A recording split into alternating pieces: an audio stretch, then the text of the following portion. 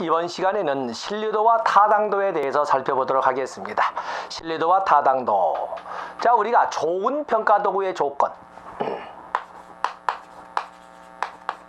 좋은 평가 도구의 조건 또는 좋은 측정 도구의 조건, 좋은 측정 도구의 조건 그러면 첫 번째 타당도, 신뢰도,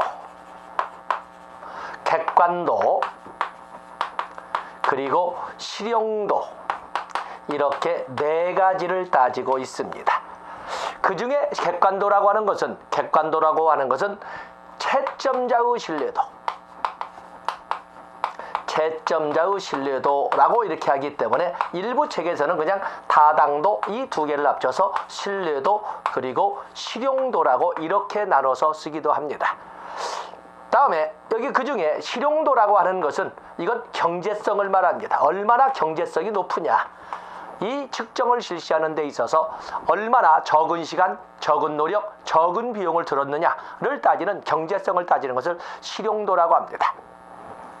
그에 비해서 가장 중요한 것이 바로 이 타당도와 신뢰도가 되겠는데, 타당도라고 하는 것은 한목적성이라고, 알아보고자 하는 이 목적에 얼마나 맞추어서 알아보고 있느냐, 한목적성을 타당도라고 합니다. 혹시 다른 것을 알아보고 있지는 않느냐라고 하는 것을 타당도라고 하는 것이고, 신뢰도라는 것은 얼마나 정확하냐, 얼마나 정확하게 알아보고 있느냐라고 하는 오차의 범위를 따져보는 것을 신뢰도라고 합니다. 그렇기 때문에 여기 객관도, 실용도는 자체하고, 그래서 여기에서는 타당도와 신뢰도를 중심으로 출제가 되고 있는 것입니다. 자, 먼저 우리가 타당도를 가지고 보겠습니다. 타당도는 알아보고자 하는 것을 제대로 알아보고 있느냐, 혹시 다른 것을 알아보고 있지는 않느냐 해서 타당도의 개념을 우리가 한목적성, 그래서 이것을 우리가 검사의 정직성이라고 합니다. 검사의 정직성, 검사의 진실성이라고 한다는 개념을 봐주시고, 신뢰도라는 것은 조금 전에 말씀드린 것은 얼마나 오차가 적으냐, 알아보고자 하는 것을 얼마나 정확하게 알아보느냐를 따지는 것이 바로 이 신뢰도가 되겠습니다. 자, 먼저 신뢰도, 우린 측정이기 때문에 측정이라고 할 때는 먼저 정확성을 따지니까 신뢰도에 대해서 판서를 하도록 하겠습니다.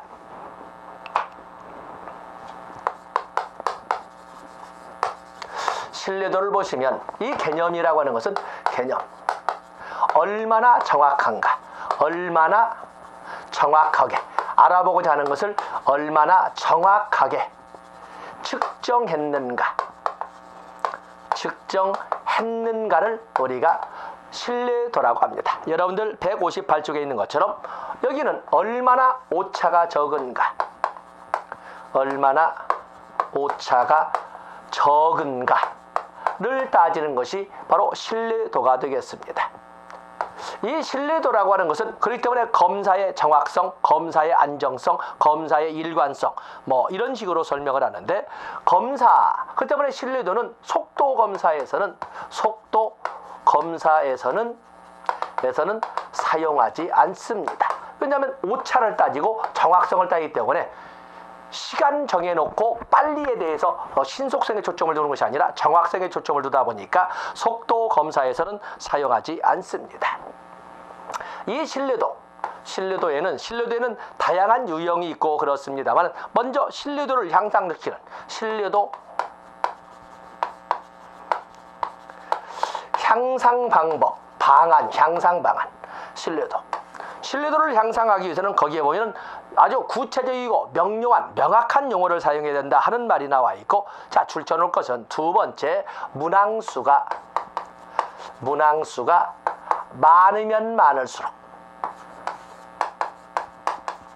답지수가 많으면 많을수록 신뢰도는 높아집니다. 때문에 특히 2번에 설문 문항수를 높인다. 자, 거기에다가 봐주시고 또 그런가 하면은 이 신뢰도를 높이기 위해서는 제일 밑에 오른쪽 페이지 159쪽에 보면 예비조사나 사전조사를 실시한다. 사전조사나 어떤 예비조사를 실시한다. 자, 이런 것을 여러분들이 쭉해서 봐주시면 되겠고, 더 난이도가 높은 것도 있지만 교재를 읽어보시면 여러분들이 볼 수가 있습니다. 거기에 보면 1번과 4번처럼 설문 문항을 분명하게 작성하고 모호한 문항을 제거한다. 또 그런가 하면 4번에 보면은 응답자가 잘 모르거나 전혀 관심이 없는 경우에는 측정하지 않는다. 동일한 문항이나 유사한 질문은 두 번 이상 검사를 한다. 이런 방법이 나와 있는데 그건 뒤에서 유형으로 볼 수가 있습니다. 어쨌든 문항수가 많으면 많을수록, 답지수가 많으면 많을수록, 또 그런가 하면은 하나 더 적어본다면 포괄성이, 알아보고자 하는 범위가 구체적이면 구체적일수록, 범위나 그 문항이 구체적이면 구체적일수록 명확하게 될 겁니다. 신뢰도의 유형으로서는 검사, 재검사 신뢰도, 검사, 재검사 신뢰도 이렇게 되어 있는데, 이 검사, 재검사 신뢰도라고 하는 것은, 재검사 신뢰도는 동일 측정 도구를 동일 대상에게, 동일 특정 도구를 동일 대상에게 반복 실시하여 비교하는 방법으로 알아보는 것이 재검사 신뢰도가 되겠어요. 비교하여 반복 실시해서 비교하는 것인데, 바로 이 동일 하나의 시험지를 하나의 대상에게 반복 실시하고, 그리고 상관계수를 왜냐하면 두 점수 사이를 비교해서 상관계수를 도출하는 것이 바로 재검사 신뢰도고, 이것을 우리가 안정성 계수라고 합니다. 이때의 상관계수를 안정성 계수라고 그래요. 근데 문제는 이 재검사 신뢰도라고 하는 것은, 재검사 신뢰도는 반복 실시해서 소위 안정성은 알아볼 수 있으나, 근데 문제는 개인차 변이나 환경 변이로 인한 영향력이 크다는 문제점이 발생을 합니다. 그래서 이 재검사 신뢰도의 문제점을 보완하기 위해서 개인차 변이나 환경 변이로 영향이 크다는 문제점을 해결하기 위해서 동형검사 신뢰도를 이렇게 실시를 합니다. 거기 유사양식법이라고 하지 않습니까? 바로 이거로 동형검사 신뢰도 유사양식법이 되겠습니다. 유사양식법. 이 동형검사 신뢰도 유사양식법이라고 하는 것은 동일 도구가 아니라 동형의 도구를 미리 두 개 만들어 놓고 동일 대상에게, 같은 대상에게 반복이 아니라 각각 실시하여 비교하는 방식을 동형검사 신뢰도 유사양식법이라고 하는 것입니다. 바로 이 동형검사 신뢰도 유사양식법에서 나오는 상관계수를 동형성 계수라고 합니다. 이렇게 해서 검사, 재검사 신뢰도에서 나오고 있는 개인차 변인과 환경 변인의 문제점은 해결할 수 있는데, 문제는 동형이라는 것을 어떻게 입증할 수 있냐는 거죠. 그래서 동형의 입증이 어렵다는 문제점을 갖게 됩니다. 그래서 그 문제를 해결하기 위해서 만든 것이 반분신뢰도라고 합니다. 반분신뢰도. 그래서 여러분들 거기 보시면 반분법 나와 있죠. 반분신뢰도 반분법이라고 합니다. 여기는 하나의 시험지, 단일 도구를 가지고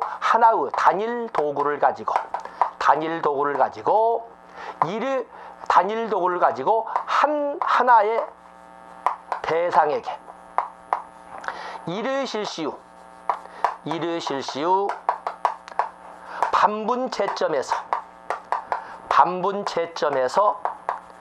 비교하는 방식으로 하는 것이 바로 여기 나오는 반분 신뢰도가 되겠죠. 여기는 우리가 이때의 상관계수를 동질성 계수라고 이렇게 표현을 합니다.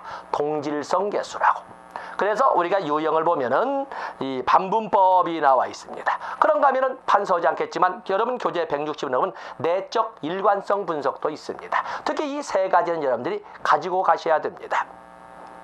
자, 거기에 보시면 검사 재검사법, 같은 상황에서 같은 측정 도구를 같은 측정 대상자에게, 동일 도구를 동일 대상에게 해서 다른 시간에 측정한 결과, 맞아요, 반복 측정한 결과를 비교하는 것인데 뭐 쭉 설명 나와 있지요. 그러면서 여러분들 거기에다가 검사 재검사 신뢰도를 통해서 나오는 상관계수를 안정성 계수란다. 그래서 안정성 계수 적어주시고, 다음에 유사양식법, 동형검사 동형검사 신뢰도 또는 복수양식법, 대안법, 평행양식법 선생님들이 다 다양하게 하고 있는데, 여기는 같은 개념을 측정하기 위해 내용이 비슷한 두 개의 측정 도구를 개발하여, 맞아요, 동형의 도구를 가지고 이를 각각 실시한 후 비교해서 재차점 비교해서 상관계수를 도출하는 것인데, 여러분들 그 옆에다가 유사양식법 가로 옆에다가 동형성 계수라고 정리해 놓으시면 됩니다. 다음에 반분법은 측정 도구를 절반으로 나누어서 각각 들어보고 이 측정 결과를 비교하는 방법, 하나의 시험지 가지고 한 번 시험 본 다음에 채점할 때는 반분해서 채점하고 그 점수를 비교해서 상관계수를 도출하는 방법인데, 바로 이때의 안정성 계수를 동질성 계수라고 합니다.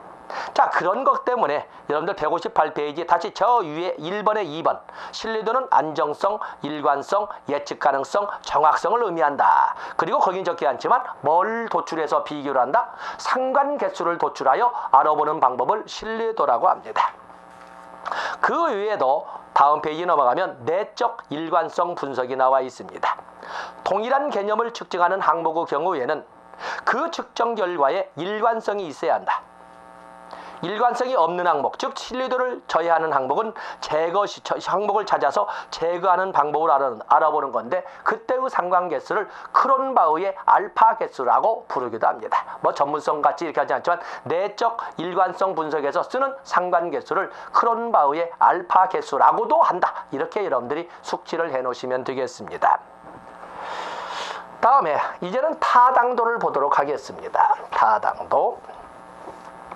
타당도라고 하는 것은 한 목적성, 목적과의 일관성을 우리가 설명하고 있는데, 목적과의 일관성.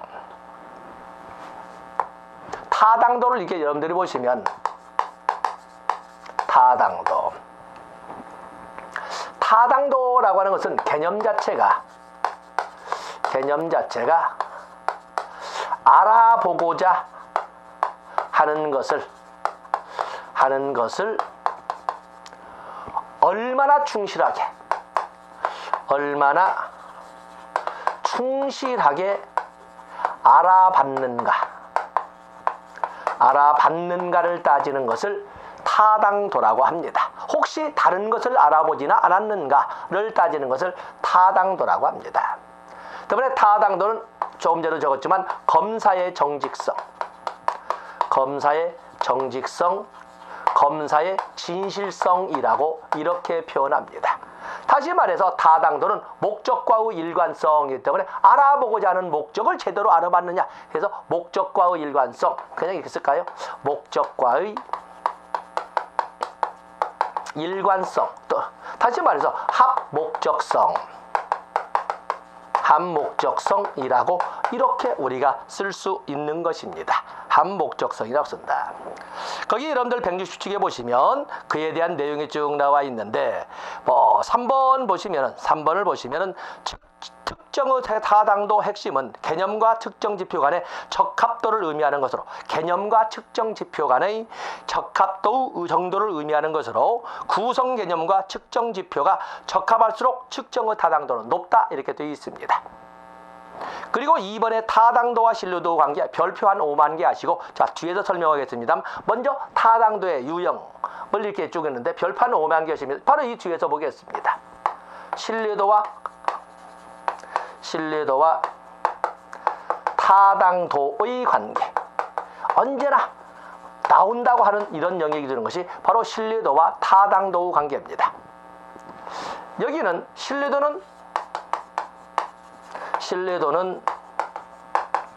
타당도의 필요 조건이지만 신뢰도는 타당도의 필요 조건이지만 아래다가 바꿔서 충분 조건은 아니다. 이렇게 문장이 먼저 시작이 됩니다. 그래서 2번에 그러므로 이렇게 되죠. 그러므로 신뢰도가 낮으면 타당도는 반드시 낮습니다. 왜? 신뢰도는 타당도의 필요 조건이니까. 그래서 신뢰도가 낮으면 타당도는 반드시 낮습니다. 그러나 타당도 신뢰도가 높다고 타당도도 반드시 높은 것은 아니다. 왜냐하면 신뢰도는 타당도의 충분 조건은 아니니까. 이렇게 설명을 합니다. 바로 이 신뢰도와 타당도 관계를 꼭 보시면서, 자, 지면상 쓰지는 못하지만은 여러분들 거기 보니 갤러 뒤에 타당도가 높으면 신뢰도는 항상 높다도 하나의 명제처럼 사용되기 때문에 거기는 교재로 줄치시면서 여러분들이 노트 정리를 하시면 되겠습니다. 다음에 타당도의 종류. 타당도의 유형에는 종래는 실험 연구에 타당도만 출제가 됐었는데 요새 타당도가 자주 나와서 타당도의 종류에는 내용 타당도와 준것 타당도와 그리고 구인 타당도, 이렇게 크게 세 가지로 나누고 있습니다. 여기는 알아보고자 하는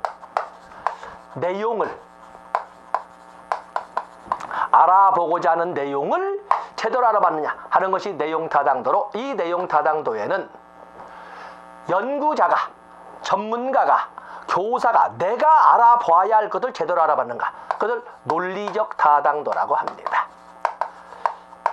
연구자나 출제위원이 또는 교사가 내가 알아봐야 할 것을 제대로 알아봤냐를 따지는 것은 논리적 타당도고, 안면 타당도, 이건 수험생이나 피병정자가 또는 피검사자가 내가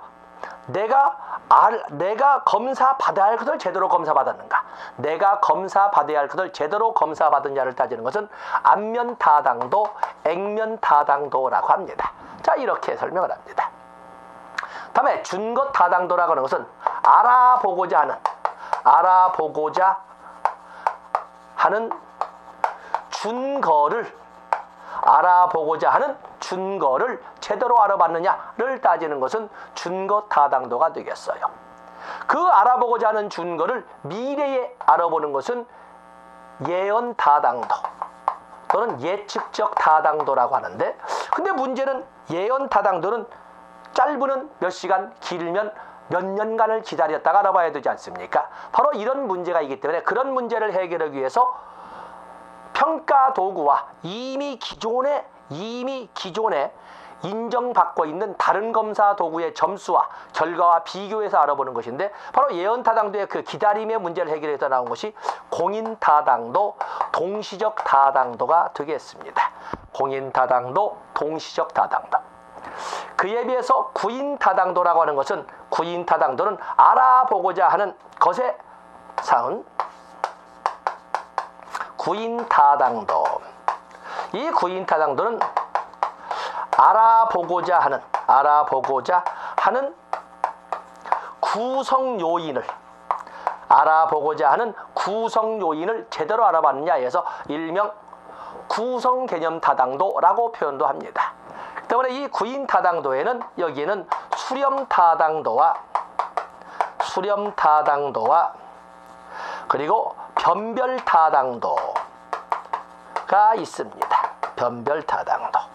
자, 이러한 타당도, 구인 타당도를 알아볼 적에는, 특히 구인 타당도를 알아볼 때는 여기에는 반드시 가설을 사용하고 경험적 검증 과정을 거치게 됩니다. 그래서 가설이란 단어가 나온다거나 경험적 검증이란 단어가 나온다거나 조작적 과정이란 단어가 나오면 그것은 구인 타당도, 구성 개념 타당도구나. 이렇게 여러분들이 봐주시면 되겠습니다. 바로 그에 대한 내용이 161에서 162페이지까지 나와 있고, 예언 타당도를 예측적 타당도라고 설명을 했고, 그리고 공인 타당도를 동시적 타당도라고 이렇게 설명을 했습니다. 다소 이 설명이 좀 방만하게 되어 있습니다만 조금 전에 언급한 대로 그 내용을 가지고 여러분들이 접근해 주시면 됩니다. 거기에 보면은 박스 안에 이론적 타당도 해서 안면 타당도, 내용 타당도 이렇게 되어 있는데, 그 안면 타당도, 피험자가 느끼는 문항의 적절성, 그래서 내용 타당도라고 이렇게 되어 있는데, 내용 타당도, 콘텐츠라고 하지만 바로 그 타당도를 많은 출제위원들이 논리적 타당도라고 해서 전문가가, 출제위원이, 평가자가 알아봐야 할 것을 제대로 알아봤느냐를 따지는 것은 내용 타당도지만 특히 내용의 논리적 타당도라고 이렇게 접근해 주시면서 그 여기다가 내용 타당도 아래다가 논리적 타당도 이렇게 적어 주시면 되겠습니다. 다음에 기준 타당도, 준거 타당도, 기준 타당도라는 말을 쓴다는 것도 봐주시고, 거기에는 예언, 예측적 타당도가 있는데, 예측적 타당도는 162쪽에 있는 것처럼 실증적 타당도라고 하고, 동시적 타당도, 우리가 공인 타당도라고 하는 것은 동시적 타당도 또는 일치적 타당도라고 이렇게 쓴다는 것도 같이 알아주시면 되겠습니다. 다음에 구성개념 타당도, 구인 타당도 지면상 짧게 적었습니다만은 구성 개념 타당도, 구인 타당도, 거기 보시면 수렴 타당도와 차별적 타당도를 변별 타당도 또는 일부 선생님은 판별 타당도라고 이렇게 쓰기도 합니다. 판별 타당도. 그래서 거기 보시면 2번의 구성 개념 타당도는 연구자가 측정하고자 하는 추상적 개념이 실제로 측정 도구에 의해 제대로 측정되었는지, 또는 연구자가 측정하고자 하는 추상적으로서 포함하고 있는 구성 개념을, 반면 하위 구성 요인을 측정 도구가 제대로 측정했는가를 알아보는 것을 바로 구성 개념 타당도, 구인 타당도라고 합니다. 6번에 보시면 4번, 5번은 수렴 타당도와 변별 타당도를 설명하고 있는 것이고, 6번에 보시면 구성 개념 타당도를 측정하는 방법으로는 가장 널리 사용되는 것은 요인 분석법이다. 이렇게 설명을 했습니다. 자, 그런 정도 보시고 부족한 것은 여러분들이 문제로서 우리가 설명할 수가 있습니다. 그래서 먼저 신뢰도와 타당도 받고, 그 전에 좋은 측정 도구의 조건으로 4가지 또는 객관도를 신뢰도에 포함해 3가지 타당도, 신뢰도, 실용도가 있다라는 것을 봤습니다. 자, 이번 시간에 볼 것은 표본 설계가 되겠습니다. 이번 시간에 보던 표본 설계가 되겠는데, 우리가 표본 설계라고 하는 것은 자, 여러분들이 생각할 적에 가장 좋은 검사나 측정은 검사 대상으로부터 직접 조사를 하는 것이 가장 좋을 겁니다. 가장 좋겠죠. 바로 이런 것을 우리가 전수조사라고 하는데, 근데 불가피한 사정으로 인해서 검사나 측정 대상 전체로부터 자료를 수집할 수 없는 경우도 있습니다. 그럴 경우에는 전체 집단을 대표하는 집단만 뽑아가지고 특성을 추정하고, 그 특성을 가지고 전체 집단의 특성으로 확대해서 가는, 유추해서 가는 방법도 있습니다. 바로 그것을 우리는 표본조사라고 합니다. 바로 그런 그 각본을 표본설계, 그래서 표본설계라고 제목을 달았지만 표본조사라고 해도 상관이 없습니다. 그 때문에 내가 이 목차를 설정을 할 적에 이것을 자료 수집에 포함을 시키도 있습니다만, 이 자체에서 꼭 한 문제가 나오기 때문에 분리시켜서 표본 설계라고 별도로 목차를 잡아놓고 있는 것입니다. 그래서 여기 보시면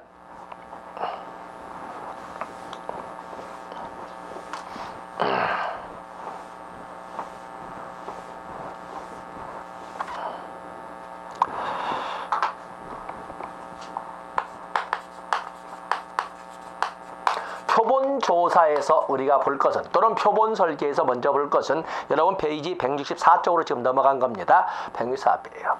이 표본조사에서 먼저 우리가 용어를 좀 꼼꼼히 봐야 되는데, 용어에는 나오는 것이 전수집단에서 전집 또는 모집단, 조사 대상의 전체 집단을 전수집단 또는 전집 또는 모집단이라고 합니다. 이 전수 집단이나 전체 집단은 서울시민 전체라고 우리가 서울시민 전체라고 할 수가 있는데 그중에 실질적으로 자료를 수집할 수 있는 가능성 있는 집단을 우리는 표집틀이라고 합니다. 표집틀. 전수 집단, 전집 중에서 그중에 실제 표본을 실제 자료를 수집할 수 있는 자료 수집 범위를 우리는 표집틀이라고 합니다. 그런데 표본을 수집할 수 있는 틀을 표집틀이라고 하는데 근데 문제는 전수 집단으로부터 자료를 수집할 수 없을 경우에는 전체 집단, 전수 집단을 대표할 수 있는 대표 집단만 뽑아가지고 자료를 수집할 수도 있습니다. 그때 그 대표 집단을 샘플, 표본이라고 합니다. 전집을 대표하는 전집의 대표 집단, 이것을 샘플이라고 하지요. 바로 전집으로부터 샘플, 표본을 선정하는 과정을 우리는 표집, 샘플링이라고 합니다. 전집으로부터 표본, 선정, 수집, 과정을 또는 과정이나 활동을 샘플링해서 표집이라고 하는 것입니다. 그러면 용어는 이렇게 알았습니다. 그러면 표본조사의 개요. 목적이 뭐예요? 목적. 표본조사의 목적은 뭘 알아보기 위한 거예요? 표본조사는. 표본조사의 목적은 전수조사가 곤란해서 어쩔 수 없이 표본을 뽑아서 연구할 수 있는 그 한계만을 제시한다 뿐이지 실질적으로 알아보는 것은 모집단의 전수집단의 특성 파악인 거죠. 특성 파악. 뭘 이용해서 대표 집단은 표본의 특성을 통해서. 그렇기 때문에 가장 중요한 유의점은 뭐겠어요? 바로 그 표본이 전체 집단을 대표하는 표본이냐 아니냐. 바로 표본의 대표성 문제가 되겠어요. 그 집단이 진정 모집단을 대표하는 집단이냐 아니냐를 알려주는 표본의 대표성이 되겠습니다. 표본의 대표성. 그래서 여러분들은 표본조사의 개요에서 이렇게 목적과 유의점을 체크하시면 되겠습니다. 다음에 보시면 우리가 볼 것은 자 먼저 교재를 좀 확인하고 유형을 보겠습니다. 거기 보면 모집단 포퓰레이션 나와 있지요. 모집단에서 나와 있는데 연구조사가 표본을 통해 찾아낸 사실을 토대로 일반화하려는 궁극적 대상, 본래 연구 대상 또 자료 수집 대상이었던 것을 우리가 모집단이라고 이렇게 설명을 했습니다. 모집단. 거기에 나와 있죠. 예. 또 요소라고 하는 것은 요소, 이번에 요소와 표본 추출 단위가 나와 있는데 요소, 자료나 정보를 수집하는 기본 단위로 분석의 기초가 되며 요소들의 총합이 모집이다. 말을 어르게 됐습니다만 쭉 보시고 다음에 4번의 표본 추출 단위는 표본이 추출되는 각 단계에서 표본으로 추출된 단위를 샘플이라고 한다. 표본 추출 단위가 샘플링 유니트라고 되어 있는데 바로 이 표본 추출 단위를 우리가 샘플이라고 할 수가 있습니다. 자, 나머지는 읽어보시면 됩니다. 다음에 표본 추출이라는 것은 뭐야? 결국 표본 수집이죠. 그래서 표집이라고 합니다. 표본 추출이란 말을 지금 우리가 워낙 출제위원들이 표본 추출이란 저도 적어놨습니다만 우리가 공부하기 좋기에는 표본 수집이라고 이렇게 봐주시면 됩니다. 거기에 보면은 2번에 표본은 1번에 표본은 어떤 대상의 전체를 대표하기 위해 그 전체에서 선택된 일본. 맞으면 모집단을 대표하는 것을 표본이라 하고 바로 이 모집단을 대표한다는 표본을 선택하고 표본을 선정하고 표본을 수집하는 과정을 표집 샘플링이라고 합니다. 샘플링. 자, 넘어가 보시겠어요. 166페이지에 가서 보시면 표본조사와 전수조사의 의미가 나와 있는데 표본조사와 전수조사의 의미 1번에 보시면 1번 조사자가 문제 해결을 위해 모든 정보를 측정 모집단에서 얻는 것이 가장 이상이에요. 그 자료 수집은 전집에서 자료를 얻는 것이 가장 이상적입니다. 전수조사가 가장 이상적이죠. 그런데 그럴 수 없는 경우 시간, 비용 등등등 이유로 그럴 수 없는 경우라면 그럴 수 없는 경우에는 표본만을 뽑아가지고 특성을 추출하고 그 특징을 가지고 전체 집단의 특성으로 확대 해석할 수가 있는데 그걸 표본조사라고 하는 것입니다.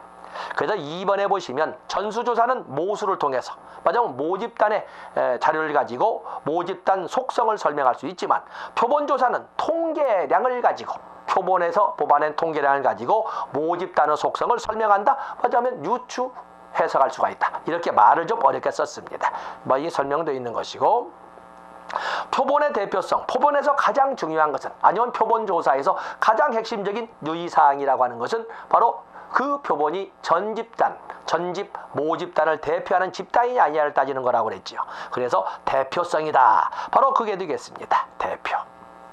4번에 보시면 실제 모수와 모집단에서 뽑은 자료와 통계치, 말하자면 표본 집단에서 뽑은 자료, 평균이나 분산, 통계치에서 뽑은 이런 그 자료 간에는 약간의 차이가 나는데 모집단에서 뽑은 자료와 표본에서 뽑은 자료, 평균이나 통계, 평균이나 분산이나 표본 편차의 차이가 나는데 이런 차이를 표본 오차라고 한다. 가능한 한 표본이 모집단을 대표한다는 대표성을 확보하기 위해서는 또 확보가 되어 있다면 표본 오차는 작게 나타나게 될 겁니다. 바로 거기를 보셔서 4번 체크하시면 3번에 1번, 3번에 4번 체크하시면 됩니다. 다음에 표본조사의 장단점이 있는데 굵은 글씨로만 보시면 됩니다. 읽어보겠습니다. 표본조사는 전수조사할 때보다 비용 시간이 절약된다는 점에서 경제적이다. 니은번 표본조사는 비표본 오차를 줄여 정확성을 높일 수 있다. 비표본 오차가 출제되는 경우도 있지만 여러분에게 100점 만점을 가지 않기 때문에 그냥 어쨌든 비표본 오차를 줄여서 정확성을 높일 수가 있다. 디귿번 표본 크기에 따라 정확한 결과를 얻을 수가 있다. 또 그런가 하면 관련 현상이 변화하기 전에 조사를 마칠 수가 있다. 이러한 장점이 있는가 하면은 단점으로서는 대표성 확보가 어렵다. 가장 큰 것이 바로 대표성 확보가 어렵다고 말하지 않았습니까? 그래서 대표성 확보가 어렵다는 것을 여러분들이 봐주시고 모집단의 크기가 작은 경우에는 표본조사가 괜히 시간 낭비나 비용 낭비가 될 수밖에 없다라는 것을 봐주시면 되겠습니다. 다음에 전수조사가 필요한 경우나 표본의 크기가 있는데 좋고 여러분들은 자, 거기는 시간 있으면 보시기로 하고 표본 오차를 보세요. 표본 오차. 표본 오차라고 하는 것은 조금 전에 우리가 166페이지 3번에 4번에서 본 것처럼 똑같은 개념을 좀 확대를 시켜서 얘기할 수 있도록 했습니다. 모집단으로부터 말하자면 확보한 모수, 모집단으로 확보한 평균이나 어떠한 특성이나 또는 분산, 표준 편차와 표본을 통해서 얻게 된 통계치, 말하자면 표본을 통해서 얻은 평균이나 분산이나 또는 표준 편차 간의 차이를 표본 오차라고 합니다. 표본 오차. 2번의 표본 오차는 샘플링 에러는 표본의 통계량에서 모집단의 모수를 추정하는 과정에서 발생하는 차이로 표본 조사에서 발생한다. 그래서 2번 예로서 여러분들이 한번 그냥 읽어보시거든. 표본 오차의 개념은 모집단에서 뽑은 자료의 수치와 표본에서 뽑은 자료의 수치 간의 간격이나 오차를 표본 오차라고 한다. 표본의 대표성 확보는 바로 표본 오차가 얼마나 작으냐에 달려있다. 이걸 우리가 앞에서 봤습니다. 다음에 170쪽에 가시면 표집이 나와 있습니다. 표본. 표집이라고 하는 것은 바로 샘플링이 되겠는데 샘플링. 바로 이 샘플링이라고 하는 것은 여러분들이 먼저 샘플링을 보기 위해서는 표집 방법, 결국에 표본의 대표성을 얼마나 확보했느냐, 표본의 대표성을 얼마나 확보했느냐를 가지고 우리는 그 표본의 대표성을 확보할 수가 있는데 가능한 한 모집단의 특성을 정확하게 추정하기 위해서는 표본의 대표성을 최대한 확보를 해야 됩니다. 그러기 때문에 표집 방법이 중요한데 표집 방법에는 확률적 표집과 비확률적 표집이 있습니다. 그래서 다 중간 생략하고 바로 3번 표집을 보겠습니다. 표집. 표집에는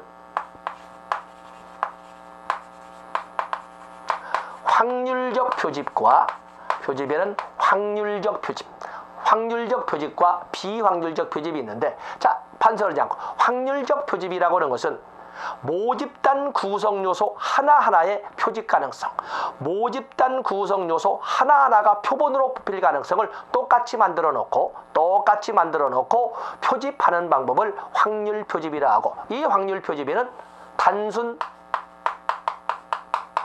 무선 표집, 반순 무작위 표집. 그런가 하면 개통적 표집. 개통적 표집은 체계적 표집 또는 동간 표집이라고 합니다. 다음에 유층 표집. 유층 표집. 또 그런가 하면 군집 표집, 집락 표집이라고 합니다. 자, 이런 것들은 우리가 확률적 표집이라고 합니다. 구성 요소 하나하나가 표본으로 뽑힐 가능성이 똑같게 만들어 놓고 표집하는 방법입니다. 그에 비해서 비확률적 표집에는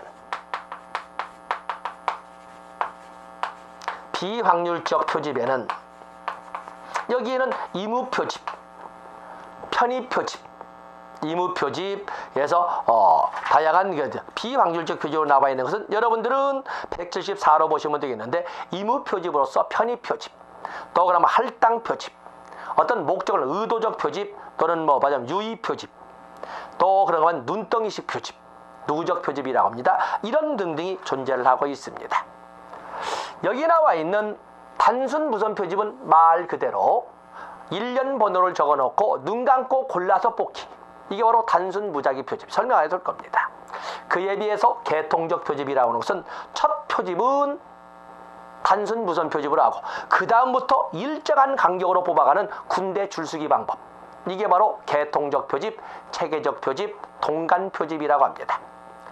그에 비해서 이 유층 표집은 책들마다 층화 표집이라고 이렇게 설명을 하고 있는데, 층화 표집이라고 하는데 끼리끼리 같은 것끼리, 특성이 같은 것끼리, 이렇게 류입니다. 한자로 유지요. 그리고 특성이 같은 것끼리 유. 특성이 같은 것끼리 층. 하위 집단을 만들어 놓고, 그래서 유층 표집이라고 하는 거예요. 특성이 같은 것끼리 층, 하위 집단을 만들어 놓고 그로부터 자료를 수집하고 표본을 선정하는 것은 유층 표집, 층화 표집이고, 군집 표집은 전체 집단에서 몇 개의 하위 집단만 뽑아놓고, 그래서 집락 표집입니다. 모집단으로부터 여러 개의 집단, 모집단은 여러 개의 집단 중에 몇 개의 집단만 떨어뜨려 놓고 뽑아놓고 그래서 집락 표집이라고 하는 것이 군집 표집이라고 합니다. 유층 표집은 끼리끼리 특성이 같은 것끼리 모아놓고 자료를 수집하기 때문에 정확성의 특성이 있는 것이고, 군집 표집, 집락 표집이라고 하는 것은 기존에 있는 집단 중에 몇 개만 가지고 접근하기 때문에 신속성이 장점으로 등장한다고 이렇게 볼 수가 있습니다. 그래서 확률 표집에서 개념 보시고 단순 무선 표집 다 개념할 수 있습니다. 개통적 표집, 층화 표집, 층화 표집을 유층 표집이라고 한다. 이렇게 두째 줄 나와 있죠. 172페이지. 그리고 집락 표집. 집락 표집, 모집단을 173페이지에 오면 모집단을 집단 내 특질이 다른 여러 개의 하위로 나누고 이렇게 했는데 문장이 좀 그렇습니다. 집단 내 특질이 다른 여러 개의 하위 집단 중에 몇 개의 하위 집단만을 단위로 표집하는 방법을 군집 표집, 집락 표집이라고 하는데, 여기에서 추구하고자 하는 것은 바로 신속성입니다. 어느 것보다 장점으로서는 빨리 시간 비용이 절약된다는 점에서 신속성을 목적으로 할 적에는 군집 표집을 사용을 합니다. 다음에 비확률 표집에는 이무 표집, 편의 표집도 있고 할당 표집도 있고 의도적 표집도 있고 누적 표집, 눈덩이식 표집도 있습니다. 표집을 할 적에는 특성이 같은 것끼리 먼저 묶어놓고 자료를 수집하면 정확한 자료를 얻을 수 있다고 합니다. 바로 그러한 특성이 같은 것끼리 묶어놓고 자료를 수집하는 방법에는 두 가지가 있습니다. 확률 표집에서는 유층 표집, 유가 들어있고, 비확률 표집에서는 할당 표집이 있습니다. 그런가 하면은 자료를, 조사 대상을 선정하기 어려운 경우에는 소개받은 한 자료로부터, 소개받은 한 대상으로부터 또 소개를 받고 또 소개를 받아서 점차 언덕을 굴러내려가는 눈덩이가 이렇게 큰 눈덩어리가 들어 확대되어 가듯이, 그렇게 소개를 받아서 대상을 확보하고 그로부터 자료를 수집하는 방법은 눈덩이식 표집 또는 누적 표집이라고 이렇게 설명하고 있는 것입니다. 그래서 여러분들 내용을 좀 위해서 깊이 적고 있지만, 이렇게 이번 특강에서는 176페이지까지를 이렇게 한 묶음으로 정리를 했습니다. 당연히 표집에서 나온다 이렇게 봐야 되겠지요. 나온다 보겠습니다. 제가 지금 예상 문제로 뽑는 것은 뒤에 설명했던 특성이 같은 것끼리 묶었을 때 신뢰도가 높다, 방법으로는 대표적으로 유증 표집과 할당 표집이 있다. 다음에 유증 표집과 군집 표집은 어떤 차이가 있는가? 두 번째, 다음에 확률 표집의 종류에는 뭐가 있고 비확률 표집의 종류에는 무엇이 있는가? 세 번째, 이 정도가 바로 표집 표본 조사에서 우리가 예상할 수 있는 문제라고 할 수가 있습니다. 자, 이 시간 여기까지 하고 다음 시간에 실험 설계로 넘어가도록 하겠습니다. 고맙습니다.